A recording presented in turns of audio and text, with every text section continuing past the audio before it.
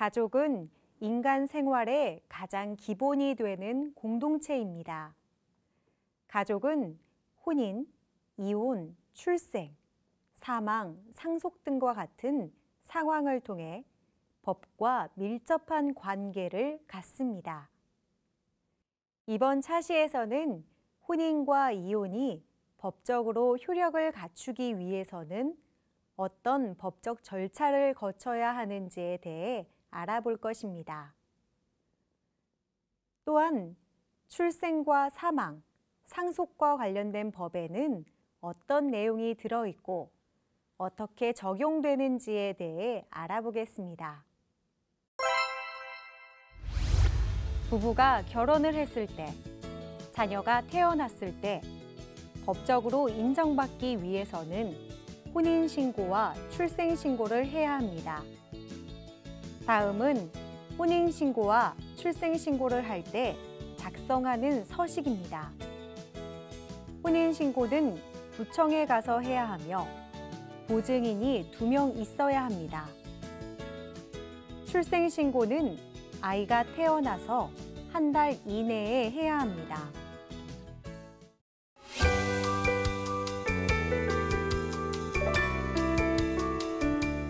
우리가 태어나서 자라며 죽음에 이르기까지 삶의 모든 과정은 모두 법과 관련되어 있습니다. 남녀가 만나 결혼해서 가정을 꾸리고 자녀를 낳아 기르는 가정생활도 법과 밀접한 관련이 있습니다. 김철수 씨와 이영희 씨의 사례를 통해 알아보겠습니다. 서로 사랑하는 사이인 철수 씨와 영희 씨가 결혼식장에서 결혼식을 올렸다면 이제 두 사람은 부부가 된 것일까요? 그렇지 않습니다. 한국에서는 혼인이 법적으로 효력을 인정받기 위해서는 혼인신고를 해야 합니다. 만약 혼인신고를 하지 않고 함께 살기만 한다면 혼인신고를 한 부부처럼 보호받기 어렵습니다. 예를 들어 철수 씨와 영희 씨가 혼인신고를 하지 않은 상태에서 철수 씨가 사망하였다면 영희 씨는 법적인 부부가 아니기 때문에 철수 씨의 재산을 물려받을 수 없습니다. 만약 철수 씨와 영희 씨가 더 이상 혼인 관계를 유지하기 어려운 경우에는 이혼을 할 수 있습니다.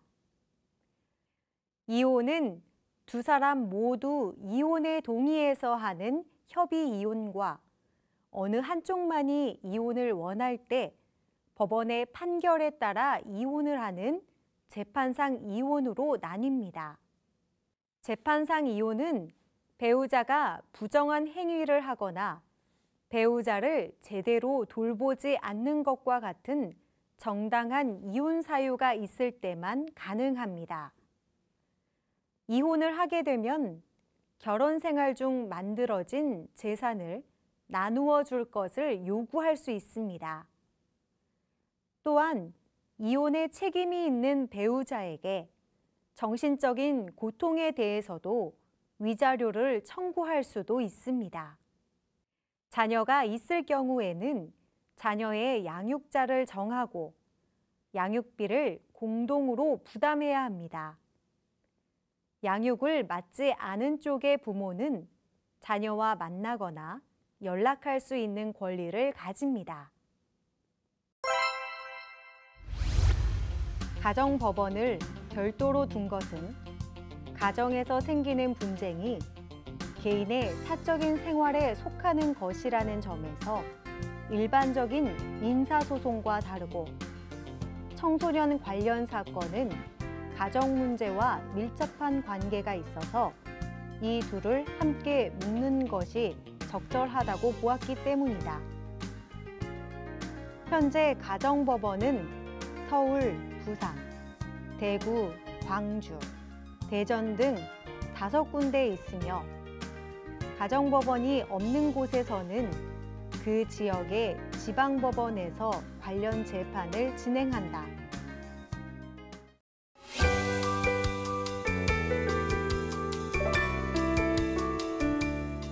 철수 씨와 영희 씨가 결혼한 뒤 몇 년 후 두 사람 사이에서 아이가 태어났습니다.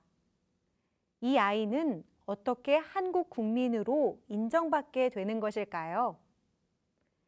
한국의 법에서는 아이가 태어난 후 1개월 이내에 구청, 군청, 주민센터 등에 출생신고를 하도록 하고 있습니다.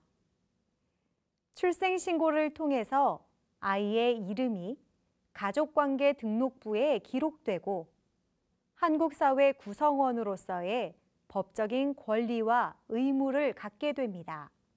그렇다면 사람이 사망하게 되었을 때에는 어떨까요? 그때에도 출생과 마찬가지로 사망신고를 해야 합니다.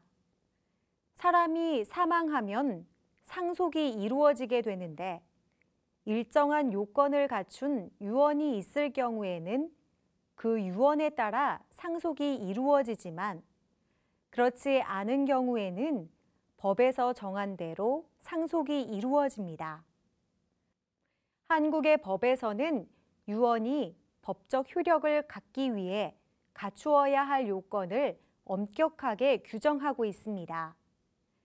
왜냐하면 유언은 유언을 남긴 사람이 사망한 이후에 효력을 갖기 때문에 그 유언이 사망한 사람의 뜻인지를 사망한 후에 확인하기가 어렵기 때문입니다. 한편 유언이 없을 경우에 대비하여 한국의 법에서는 상속을 받는 대상과 순위, 비율을 정해놓고 있습니다. 상속 순위에 따라 순서대로 상속을 받을 수 있는데 앞순위의 사람이 상속을 받으면 뒷순위의 사람은 상속을 받을 수 없습니다. 또한 배우자의 경우 자녀 등과 함께 상속을 받을 경우 다른 사람의 1.5배를 상속받습니다. 예를 들어 철수 씨가 부인 영희 씨, 딸 한나, 아들 둘이를 남기고 사망하였다면 영희 씨와 한나, 둘이가 철수 씨가 남긴 유산을 각각 1.5대 1대 1의 비율로 나누어 갔습니다.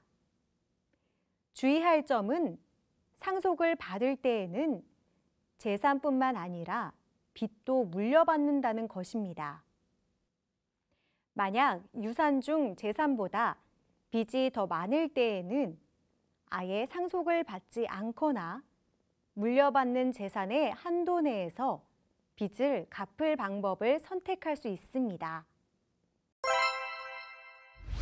부부가 협의 이혼을 원하는 경우에도 이혼을 하는 것이 정말 더 나은 선택인지 일정한 기간 동안 다시 한번 생각해 보도록 하는 제도가 있는데 이를 이혼 숙려 제도라고 합니다. 이혼 숙려 기간은 일반적으로 1개월인데 만 19세 미만의 자녀가 있을 때에는 3개월로 늘어납니다. 다만 가정폭력과 같이 특별한 사정이 있을 경우에는 그 기간이 줄어들거나 면제되기도 합니다.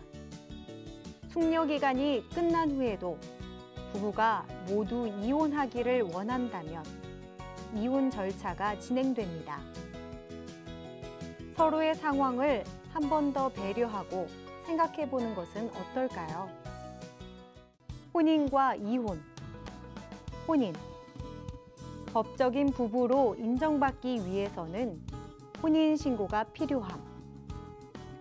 부부는 부양, 동거, 공동생활에 대한 책임을 져야 함. 이혼. 이혼의 방법에는 협의 이혼과 재판상 이혼이 있음. 이혼 시 배우자는 재산을 나눠줄 것을 요구할 수 있고 자녀의 양육자와 양육비를 공동으로 부담함. 자녀를 양육하지 않는 쪽은 자녀와 만나거나 연락할 권리를 가짐. 출생과 사망, 상속. 출생. 태어난 아기가 한국 국민으로 인정받기 위해서는 출생신고가 필요함. 사망. 사람이 사망하면 사망신고를 해야 하며 상속이 이루어짐. 상속. 상속에는 유언에 따른 상속과 법에 따른 상속이 있음. 법에 따른 상속의 경우 상속 대상, 순위, 비율이 정해져 있음. 상속에는 빚과 재산이 모두 포함.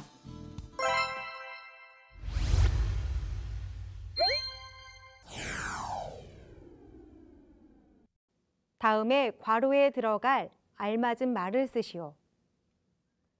한국에서 혼인이 법적으로 효력을 인정받기 위해서는 시청, 군청, 주민센터 등에 무엇을 해야 한다.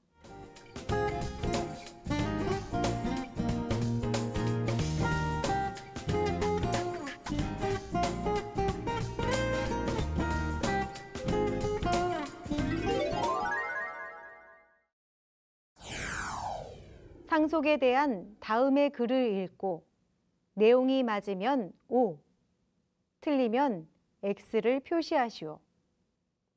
1. 앞순위의 사람이 상속을 받으면 뒷순위의 사람은 상속을 받을 수 없다. 2. 배우자의 경우 다른 상속인과 공동으로 상속을 받을 경우 2배를 상속받는다. 3. 상속받을 때에는 재산뿐만 아니라 빚도 함께 물려받는다.